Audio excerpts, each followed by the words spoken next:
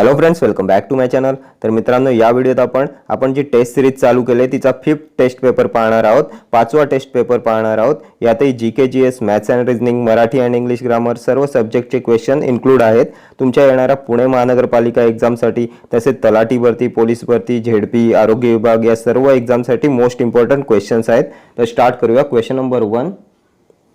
एका वस्तूची खरेदी किंमत नफ्याच्या 4 पट असेल तर त्या व्यवहारात शेकडात नफा किंवा तोटा किती झाला?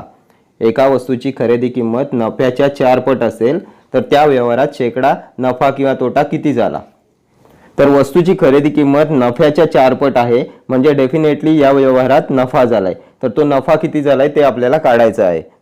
तर वस्तूची खरेदी किंमत ही नफ्याच्या 4 पट आहे, म्हणजे वस्तूची खरेदी किंमत नफ्याच्या जर 4 पट असेल तर जर नफा 1 असेल तर खरेदी किंमत 4 होईल, बरोबर. आणि जर नफा 1 असेल आणि खरेदी किंमत 4 आहे तर विक्री किंमत किती होईल? सेलिंग प्राइस किती होईल? 4 + 1 केलं तर 5 येईल तुमची सेलिंग प्राइस, बरोबर. तर आपल्याला काढायचे व्यवहारातील शेकडा नफा. तर नफा झालाय 1, कशावर झालाय? कॉस्ट प्राइस वर, म्हणजे खरेदी आहे 4 वर 1 नफा झालाय. आपल्याला किती पर्सेंट नफा झालाय, किती टक्के नफा झालाय ते काढायचे. म्हणून मल्टिप्लाइड बाय 100 डिवायडेड बाय 4 केलं तर 25% नफा झालेला आहे. ऑप्शन बी येईल तुमचं करेक्ट आन्सर. व्यवहारात 25% नफा झालेला आहे. ठीक आहे. आपल्याला सांगितले वस्तूची खरेदी किंमत नफ्याच्या 4 पट आहे. नफा जर 1 पकडला तर खरेदी किंमत त्याच्या 4 पट म्हणजे 4 येईल, आणि खरेदी किंमत 4 आणि नफा 1 म्हणजे सेलिंग प्राइस तुमची विक्री किंमत येईल 5. शेकडा नफ्यासाठी आपल्याला नफा किती झालाय? 1. कशावर झालाय? खरेदी किंमतीवर म्हणजे 4 वर, आणि शेकडा नफा काढायचे म्हणून मल्टिप्लाइड बाय 100 केलं तर 25 येईल आपलं करेक्ट आन्सर. ठीक आहे. Next question. A man can swim at the rate of 4 km/h in still water. If the speed of water is 2 km/h, then the time taken by him to swim 10 km upstream is. एक माणूस ताशी 4 kilometre वेगाने पोहतोय स्थिर पाण्यात. जर पाण्याचा speed ताशी 2 kilometre असेल तर 10 किलोमीटर अंतर पाण्याच्या विरुद्ध दिशेने पोहण्यास, अपस्ट्रीम डायरेक्शन मध्ये 10 किलोमीटर अंतर पोहण्यास त्या माणसाला किती वेळ लागेल? The time taken by him to swim 10 kilometre upstream is. तर बोट अँड स्ट्रीमचा क्वेश्चन आहे. तर माणसाचा स्पीड किती आहे? तर माणसाचा स्पीड आहे x = 4 km/h. पाण्याचा स्पीड किती आहे? y = 2 km/h. पाण्याच्या विरुद्ध दिशेने पोहायचे म्हणजे अपस्ट्रीम पोहायचे, आणि पाण्याच्या विरुद्ध दिशेने पोहताना माणसाचा वेग कमी होईल की वाढेल? तर ऑपोजिट डायरेक्शनला माणसाचा स्पीड कमी होईल. कसा काढतो आपण अपस्ट्रीम स्पीड? तर x - y, माणसाचा स्पीड मायनस पाण्याचा स्पीड.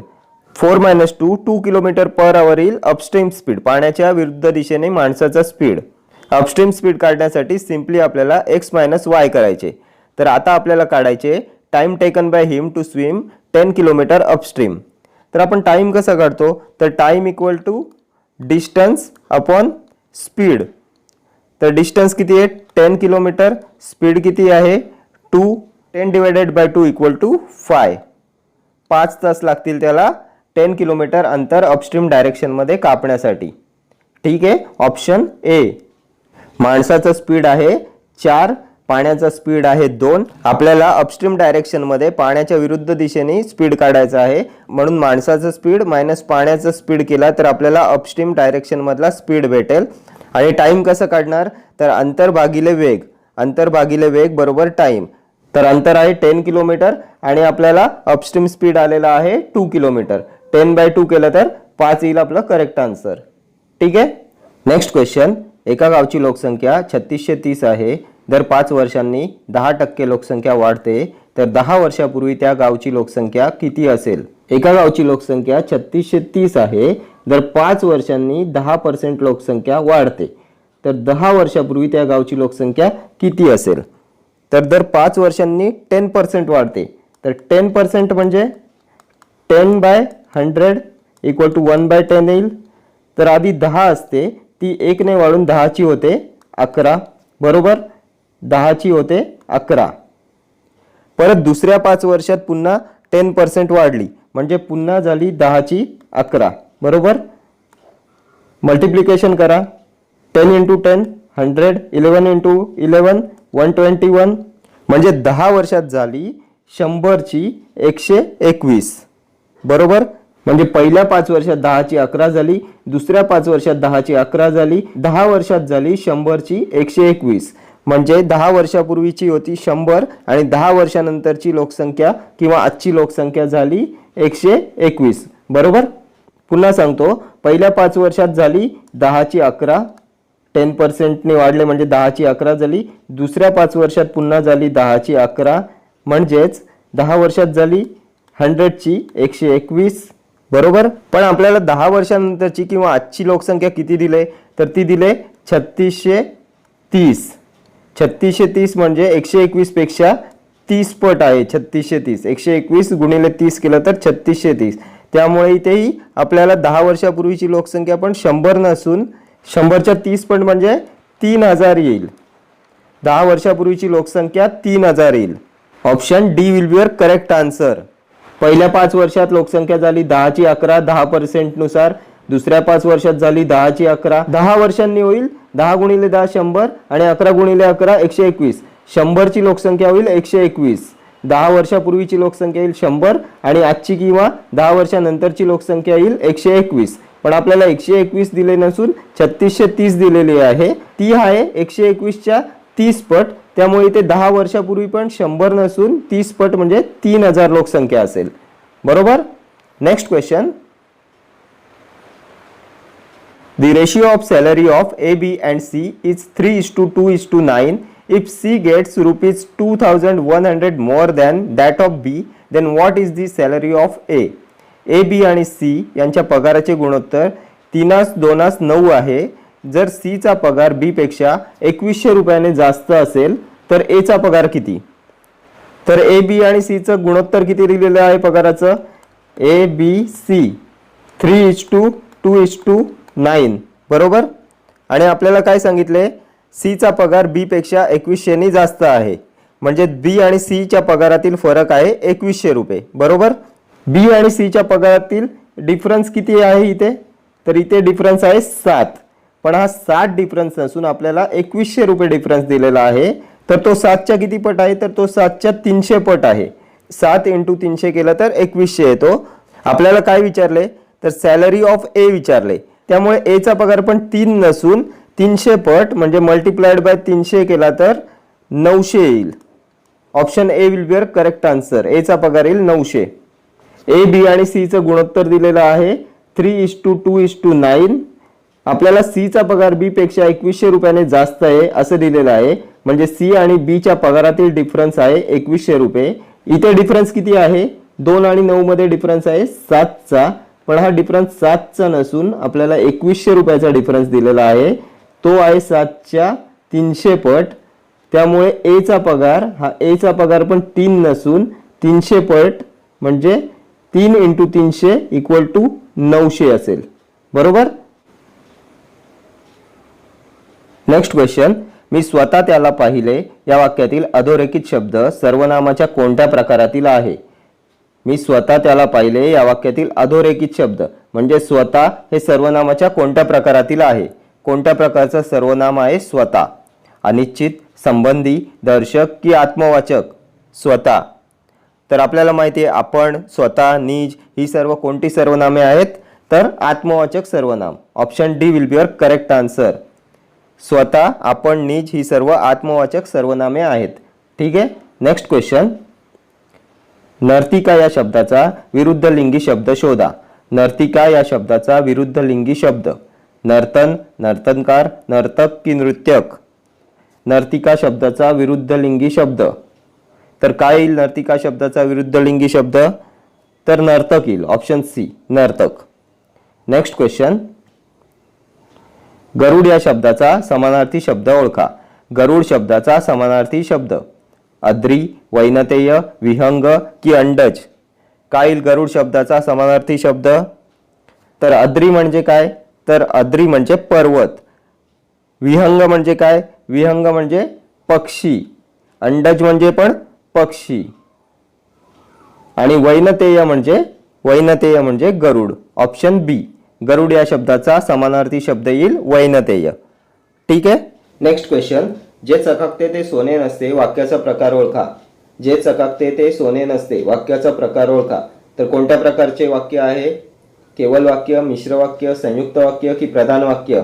जे चकाकते ते सोने नसते, तर हे मिश्र वाक्य आहे. ऑप्शन बी मिश्र वाक्य आहे. जे चकाकते ते सोने नसते. तर जेव्हा सेंटेन्स जर, तर, जे, ते, की, म्हणून, म्हणजे, कारण, कारण की या उभयान्वयी अव्ययांनी जोडली जातात तेव्हा ते मिश्र वाक्य होते. जे, ते, जर, तर, की, म्हणून, म्हणजे, कारण, कारण की या उभयान्वयी अव्ययांनी जोडलेली वाक्य असतात मिश्र वाक्य. ठीक आहे. जे चकाकते ते सोने नसते, जो तळे राखील तो पाणी चाखील, जेव्हा पाऊस आला तेव्हा मोर नाचू लागला, ही सर्व मिश्र वाक्य आहेत. ठीक. नेक्स्ट क्वेश्चन, पुरणपोळी या शब्दातील योग्य समास ओळखा. पुरणपोळी शब्दाचा योग्य समास तत्पुरुष समास, द्वंद्व समास, बहुव्रीही समास की द्विगु समास? तर हे तत्पुरुष समासाचे उदाहरण आहे. पुरणपोळी येते तत्पुरुष समासात. तत्पुरुष समासात सुद्धा मध्यम पदलोपी तत्पुरुष समासात येते पुरणपोळी. मध्यम पदलोपी समासाचे उदाहरण आहे पुरणपोळी. पुरणपोळी म्हणजे पुरण घालून केलेली पोळी, साखर भात, साखर घालून केलेला भात, त्यानंतर कांदे पोहे, कांदे घालून केलेले पोहे, त्यानंतर वांगी भात, मावस भाऊ, मामे भाऊ, घोडेस्वार, ही सर्व आहेत मध्यम पदलोपी तत्पुरुष समासाची उदाहरणे. ठीक आहे. नेक्स्ट क्वेश्चन, मनुष्य या शब्दाचे भाववाचक नाम कोणते? मनुष्य या शब्दाचे भाववाचक नाम. तर कोणते आहे मनुष्य शब्दाचे भाववाचक नाम? मानव, माणूस, मनुष्यत्व की मानवी? तर मनुष्य शब्दाचे भाववाचक नाव येईल मनुष्यत्व. ऑप्शन सी मनुष्यत्व. तर आपल्याला माहिती आहे य, त्व, पण, पणा, ई, गिरी, ता ही सर्व प्रत्यय लावून भाववाचक नामे तयार होतात. जसे की सौंदर्य, शौर्य, मनुष्यत्व, शत्रुत्व, मित्रत्व, देवपण, बालपण, वेडेपणा, श्रीमंती, गरिबी ही सर्व प्रत्यय लावून बनलेली भाववाचक नामे आहेत. आणि मनुष्य या शब्दाला त्व हा प्रत्यय लावून बनलेला आहे भाववाचक नाम मनुष्यत्व. ठीक आहे. नेक्स्ट क्वेश्चन, योग्य ध्वनिदर्शक पर्याय निवडा. योग्य ध्वनिदर्शक पर्याय निवडा. कोल्ह्यांची. तर कोल्ह्यांची काय असते? ओरड, कावकाव, भुंकणे की कोल्हेकुई? तर कोल्ह्यांची असते कोल्हेकुई. Option D. ओरड कोणाची असते? तर ओरड असते गाढवांची. कावकाव कावळ्याची, भुंकणे कुत्र्याचे. त्यानंतर वाघाची काय असते? तर वाघाची असते डरकाळी. सिंहाची असते सिंह गर्जना. म्हशीचे काय असते? म्हशीचे असते रेकणे. गाईचे हंबरणे. त्यानंतर कबुतराचे किंवा पारव्याचे तर ते असते घुमणे. कबुतराचे पारव्याचे असते घुमणे. आणि घुबडाचा असतो घुतकार. घुतकार असतो घुबडाचा. ठीक आहे. नेक्स्ट क्वेश्चन, मतैक्य शब्दातील योग्य संधी विग्रह ओळखा. मतैक्य शब्दातील योग्य संधी विग्रह. तर मतैक्य, तै म्हणजे ऐ, ऐ आलाय. आणि ऐ कसा तयार होतो? तर अ प्लस ए हे दोन स्वर एकत्र येऊन ऐ तयार होतो. अ आणि ए मिळून तयार होतो ऐ. तर कोणत्या ऑप्शन मध्ये आहे चेक करा. अ प्लस ए. तर ऑप्शन ए मधल्या त चा अ आणि ऐ मिळून तयार होईल मतैक्य. Option A will be your correct answer. मत प्लस ऐक्य इक्वल टू मतैक्य. ही स्वर संधी आहे त्यामुळे बी हे ऑप्शन येणार नाही. कन्फ्यूज होऊ नका. ऑप्शन ए तुमचं करेक्ट आन्सर येईल. मत मधल्या त चा अ आणि ऐक्य मधला ए यांचा मिळून होईल ऐ आणि मतैक्य ही संधी तयार होईल. ठीक आहे. Option A. नेक्स्ट क्वेश्चन, कोटी प्लस अवधी हा कोणत्या संधियुक्त शब्दाचा विग्रह आहे? कोटी प्लस अवधी हा कोणत्या संधियुक्त शब्दाचा विग्रह आहे? कोट्यावधी, कोट्यवधी, कोट्यावधी की कोट्यवधी? कोटी प्लस अवधी. तर कोटीतल्या टी चा ह्रस्व ई आणि अवधीतला अ, ह्रस्व ई आणि अ मिळून तयार होईल य व संधी तयार होईल कोट्यवधी. कोट्यवधी. इथे पण ढ ला ह्रस्व विलांटी आहे त्यामुळे ऑप्शन डी येईल तुमचं करेक्ट आन्सर. कोट्यवधी. कोटीतल्या टी चा ह्रस्व ई आणि अवधीतला अ मिळून तयार होईल तुमचा य आणि त य. कोट्यवधी ही संधी तयार होईल. Option D. ठीक आहे. नेक्स्ट क्वेश्चन, क्रियाविशेषण अव्ययांनी जोडलेल्या वाक्यास काय म्हणतात? क्रियाविशेषण अव्ययांनी जोडलेल्या वाक्यास काय म्हणतात? केवल वाक्य, मिश्र वाक्य, संयुक्त वाक्य की स्वार्थी वाक्य? क्रियाविशेषण अव्ययांनी जोडलेल्या वाक्यास तर काय म्हणतात? केवल वाक्य, मिश्र वाक्य, संयुक्त वाक्य की स्वार्थी वाक्य? तर क्रियाविशेषण उभयान्वयी अव्ययांनी जोडलेली वाक्य असतात मिश्र वाक्य. तर ऑप्शन चेक करा. ऑप्शन ए आहे फक्त अ बरोबर, ऑप्शन बी आहे फक्त ब व क बरोबर, ऑप्शन सी आहे फक्त ब बरोबर आणि ऑप्शन डी आहे फक्त क व ड बरोबर. तर आपलं ऑप्शन ब फक्त बरोबर आहे, त्यामुळे option C is your correct answer. फक्त ब बरोबर. क्रियाविशेषण अव्ययांनी जोडलेल्या वाक्यास मिश्र वाक्य म्हणतात. ठीक आहे. Next question. तारा आकाश पाहते आहे अधोरेखित शब्दाची जात कोणती? तारा आकाश पाहते आहे या वाक्यातील अधोरेखित शब्दाची जात. तर तारा या शब्दाची जात ओळखा. विशेष नाम, सामान्य नाम, व्यक्तिनाम की भाववाचक नाम? तर कोणत्या प्रकारचे नाम आहे तारा? तर तारा आहे विशेष नाम. बरोबर, तारा विशेष नाम आहे. तर ऑप्शन चेक करा.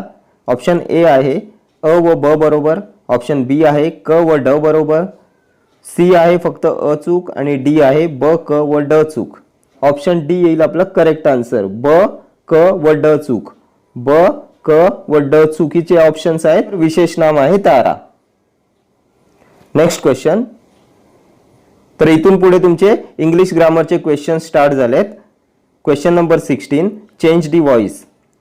Change the voice. They will laugh at you. They will laugh at you. You can be laughed at by them. You may be laughed at by them. You will be laughed at by them. You will have been laughed at by them. काय येईल change the voice? They will laugh at you. तर आपल्या सेंटेन्समध्ये काय आलेलं आहे? तर आपल्या सेंटेन्समध्ये आलेलं आहे विल. विल आहे मॉडल वर्ब. आणि जेव्हा सेंटेन्समध्ये मॉडल वर्ब आणि V1 आलेलं असते, V1 म्हणजे क्रियापदाचं पहिलं रूप, मॉडल वर्ब प्लस क्रियापदाचं फर्स्ट रूप आलेलं असते, तेव्हा ते पॅसिव्हमध्ये चेंज होताना modal verb plus be plus V3 अशी रचना होते. जेव्हा सेंटेन्समध्ये मॉडल वर्ब आलेलं असते, मॉडल वर्ब्स कोणती कोणती आहेत? तर कॅन, कुड, shall, should, must, may, might, will, would he सर्व मॉडल वर्ब्स आहेत. जेव्हा ही मॉडल वर्ब्स सेंटेन्समध्ये येतात आणि त्याचं पॅसिव्ह करायचं असते, तेव्हा त्या मॉडल वर्ब नंतर बी येते आणि त्यानंतर V3 येते. आणि चेंज द व्हॉइसमध्ये कधीही टेन्स चेंज होत नाही, काळ बदलला जात नाही चेंज द व्हॉइसमध्ये. तर आता आपल्या सेंटेन्समध्ये आलेलं आहे विल आणि V1. V1 म्हणजे क्रियापदाचं फर्स्ट फॉर्म. तर हे चेंज कशात होईल? तर हे चेंज होईल will plus be plus V3. V3 म्हणजे लाफ्टचं होईल laughed. Will plus be plus laughed. तर विल बी लाफ्ट कुठल्या ऑप्शनमध्ये आहे चेक करा. तर इथे कॅन बी आहे, हे ऑप्शन कटलं. इथे मे बी आहे, हे पण ऑप्शन कट झालं. त्यानंतर C, option C will be your correct answer. You will be laughed at by them. Option C येईल तुमचं करेक्ट आन्सर. ऑप्शन डी मध्ये तर आहे will have been laughed at, म्हणजे हेही ऑप्शन एलिमिनेट होईल. बरोबर. जेव्हा सेंटेन्समध्ये मॉडल वर्ब येते तेव्हा त्या मॉडल वर्ब नंतर बी आणि त्यानंतर V3 अशी पॅसिव्हमध्ये रचना होते. बरोबर. Next question. Choose the correct option and change the following into indirect speech. Choose the correct option and change the following into indirect speech. He said, I have read this novel. He said, I have read this novel. He said that he had read this novel. He said that he read this novel. He said that he has read this novel. He said that he had been reading this novel. तर काय येईल याचं correct indirect speech? He said, I have read this novel. तर या सेंटेन्सचा काळ कोणता आहे? Subject plus have plus V3 red. Subject plus have plus V3 plus object. कोणता टेन्स येईल? तर प्रेझेंट परफेक्ट टेन्स येईल. हॅव प्लस V3 आहे म्हणजे प्रेझेंट परफेक्ट टेन्स येईल, पूर्ण वर्तमान काळ आहे. बरोबर. डायरेक्ट होताना चेंज कशात होईल? तर प्रेझेंट परफेक्ट टेन्स चेंज होतो पास्ट परफेक्ट टेन्समध्ये. पूर्ण वर्तमान काळ चेंज होतो पूर्ण भूतकाळात. पूर्ण भूतकाळाची रचना काय असते? तर subject plus had plus V3 plus object. तर या हॅवचं इनडायरेक्ट मध्ये फक्त हॅड होईल. तर कोणत्या ऑप्शन मध्ये आहे चेक करा. तर ऑप्शन ए मध्ये आहे हॅड रेड. त्यानंतर ऑप्शन बी मध्ये आहे ही रेड, म्हणजे ऑप्शन बी एलिमिनेट झालं. ऑप्शन सी मध्ये आहे he has read. Option C सुद्धा एलिमिनेट झालं. ऑप्शन डी मध्ये आहे he had been reading. Option D सुद्धा एलिमिनेट झालं. ठीक आहे. So option A will be your correct answer. A तुमचं करेक्ट आन्सर येईल. He said that he had read this novel. Present perfect टेन्सचं इनडायरेक्ट होताना होईल past perfect tense. Past perfect म्हणजे हॅड प्लस V3. बरोबर. Change the following into indirect speech. Change the following into indirect speech. He says it is a fine day. He says it is a fine day. Options बघा. He said it is a fine day. He said that it was a fine day. He says that it was a fine day. He says that it is a fine day. तर sentence मध्ये reporting verb काय दिले? तर reporting verb आहे says. कोणत्या काळातील आहे? तर वर्तमान काळातील आहे. तर आहे आणि आपण पाहिलं होतं रिपोर्टिंग वर्बचा काळ जर वर्तमान काळ किंवा भविष्य काळ असेल तर रिपोर्टेड स्पीचचा काळ बदलत नाही. रिपोर्टिंग वर्बचा काळ जर वर्तमान काळ किंवा भविष्य काळ असेल तर रिपोर्टेड स्पीचचा काळ बदलत नाही. तर आपल्याला चेक करायचे it is a fine day जसंच्या तसं कुठे आलंय? तर ऑप्शन बी आणि सी मध्ये आले it was a fine day. Tense change झालाय, इजचा झालाय वॉज, त्यामुळे हे दोन्ही ऑप्शन एलिमिनेट झाले. ऑप्शन ए मध्ये आले it is a fine day. Option D मध्ये सुद्धा आले it is a fine day. तर कोणतं येईल करेक्ट आन्सर? तर ऑप्शन ए मध्ये रिपोर्टिंग वर्बचाच काळ चेंज केलाय, सेजचं सेड केलंय, त्यामुळे हे ऑप्शन सुद्धा एलिमिनेट झालं. Option D will be your correct answer. He says that it is a fine day is your correct answer. ठीक आहे. रिपोर्टिंग वर्ब जेव्हा वर्तमान काळ किंवा भविष्य काळात असेल तर रिपोर्टेड स्पीचचा टेन्स चेंज होत नाही. Next question. I think it dash soon. I think it dash soon. Rain, raining, will rain और rains. I think it dash soon. तर काय येईल याचं करेक्ट आन्सर? तर I think it will rain soon. I think it will rain soon. Option C will be your correct answer.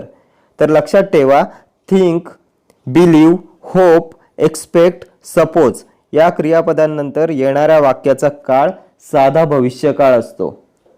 It will rain सून. कोणत्या क्रियापदांनंतर? तर think, suppose, hope, believe, expect. Think, believe, hope, expect, suppose या क्रियापदांनंतर येणाऱ्या वाक्याचा काळ नेहमी साधा भविष्य काळ असतो, सिंपल फ्युचर टेन्स असतो. ठीक आहे. Next question. Choose the appropriate form of the verb and complete the sentence. Choose the appropriate form of the verb and complete the sentence. The officer dashed the villagers' problems. The officer dashed the villagers' problems. Does not understand, is not understanding, do not understand की was not understanding. तर याचं correct answer येईल option A does not understand. The officer does not understand the villagers' problems. का? तर understand हे क्रियापद नेहमी साध्या वर्तमान काळातच वापरतात. अंडरस्टँड हे क्रियापद नेहमी साध्या वर्तमान काळातच वापरतात, त्यामुळे ऑप्शन बी अंडरस्टँडिंग, ऑप्शन डी अंडरस्टँडिंग हे कट झालं.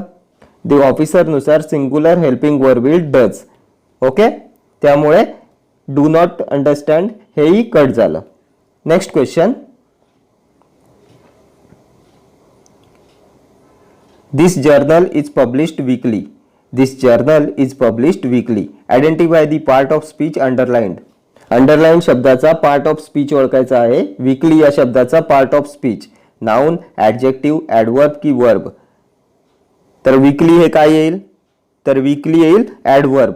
क्रिया विशेषण आहे weekly. Option C will be your correct answer. Next question. Which one of the following words is not an adverb. Which one of the following words is not an adverb. खालीलपैकी कोणतं adverb नाही आहे, क्रिया विशेषण नाही आहे. Frequently, always, happy की fast यापैकी कोणतं ॲडवर्ब नाही आहे. Which is not an adverb.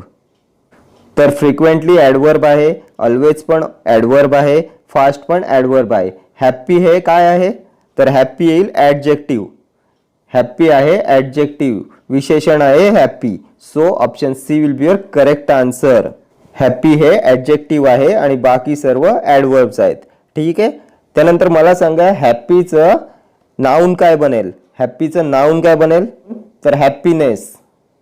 हॅप्पीचं noun बनेल हॅप्पीनेस. ठीक आहे. Next question. Point out the incorrect adverb. Point out the incorrect adverb. Speedily, slowly, fastly की gradually. Point out the incorrect adverb. खालीलपैकी चुकीचं ॲडवर्ब कोणतं आहे? चुकीचं क्रियाविशेषण कोणतं आहे? तर स्पीडीली करेक्ट आहे, स्लोली करेक्ट आहे, ग्रॅज्युअली पण करेक्ट आहे. फास्टली हे येईल का? फास्टली हे करेक्ट येईल का? तर फास्ट हे स्वतःच आहे त्या रूपातच क्रियाविशेषण आहे. फास्ट हे स्वतःच आहे त्या रूपातच ॲडवर्ब आहे. त्याला ly प्रत्यय लावून ॲडवर्ब होत नाही. त्यामुळे ऑप्शन सी हे तुमचं करेक्ट आन्सर येईल. ऑप्शन सी मध्ये आहे फास्टली हे तुमचं इनकरेक्ट ॲडवर्ब आहे. फास्टला ly प्रत्यय लावून त्याचं ॲडवर्ब होत नाही. फास्ट हे स्वतःच एक ॲडवर्ब आहे. ठीक आहे. Next question. Fill in the blank with correct option. Fill in the blank with correct option. I have not traveled by plane dash. I have not traveled by plane dash. Yet, till now, as of now, none of these. I have not traveled by plane dash. मी अजूनपर्यंत किंवा मी अद्याप प्लेनने प्रवास केलेला नाही. तर अद्यापसाठी काय वापरतात? तर अद्यापसाठी वापरतात yet. I have not traveled by plane yet. ठीक आहे. मी अद्याप प्लेनने प्रवास केलेला नाही. Next question. Hussain Sagar express ही मुंबई आणि खालीलपैकी कोणत्या शहरांदरम्यान धावते? हुसेन सागर एक्सप्रेस ही मुंबई आणि खालीलपैकी कोणत्या शहरादरम्यान धावते? हैदराबाद, चेन्नई, बेंगलोर की कोलकाता? हुसेन सागर एक्सप्रेस. हुसेन सागर एक्सप्रेस ही मुंबई आणि हैदराबाद दरम्यान धावते. Next question. श्वेता राठोड खालीलपैकी कोणत्या खेळाशी संबंधित आहे? श्वेता राठोड ही खालीलपैकी कोणत्या खेळाशी संबंधित आहे? श्वेता राठोड कुस्ती, शरीर सौष्ठव, मुष्टियुद्ध की भारोत्तोलन? तर या संबंधित आहे शरीर सौष्ठव या खेळाशी. ठीक आहे. श्वेता राठोड शरीर सौष्ठव. Next question. भारतातील श्वेतक्रांतीचे जनक कुणाला म्हणतात? भारतातील श्वेतक्रांतीचे जनक कुणाला म्हणतात? Doctor NS Swaminathan, doctor Homi जे भाभा, HD दलाया, डॉक्टर वर्गीस कुरियन. भारतातील श्वेतक्रांतीचे जनक. तर भारतातील श्वेतक्रांतीचे जनक म्हणतात डॉक्टर वर्गीस कुरियन यांना. Option D doctor Varghese Kurien भारतातील श्वेतक्रांतीचे जनक. Next question. भारतीय निवडणूक आयोग ही किंवा हे एक डॅश आहे. भारतीय निवडणूक आयोग काय आहे? घटनात्मक संस्था, अतिरिक्त घटनात्मक संस्था, वैधानिक मंडळ की कार्यकारी मंडळ? तर ही आहे एक घटनात्मक संस्था. घटनात्मक संस्था आहे भारतीय निवडणूक आयोग. Next question. राज्यघटनेनुसार कोणत्या निधीवर राष्ट्रपतीचे नियंत्रण असते? राज्यघटनेनुसार कोणत्या निधीवर राष्ट्रपतीचे नियंत्रण असते? भारताचा आपत्कालीन निधी, सार्वजनिक भविष्य निधी, भारताचा संचित निधी की भारतीय राज्य संचित निधी? कोणत्या निधीवर राष्ट्रपतीचे नियंत्रण असते? तर राष्ट्रपतीचे नियंत्रण असते भारताच्या आपत्कालीन निधीवर. ऑप्शन ए भारताचा आपत्कालीन निधी. Next question. बिटकॉइनला अधिकृत चलन म्हणून स्वीकारणारा जगातील पहिला देश कोणता? बिटकॉइनला अधिकृत चलन म्हणून स्वीकारणारा जगातील पहिला देश? एल साल्वाडोर, स्वीडन, इंडिया की स्वित्झर्लंड? तर तो देश आहे El Salvador. Option A will be your correct answer. El Salvador. Okay friends, thank you for watching this video. See you in the next video. Till then, do like, share, comment and subscribe to my channel. Thank you.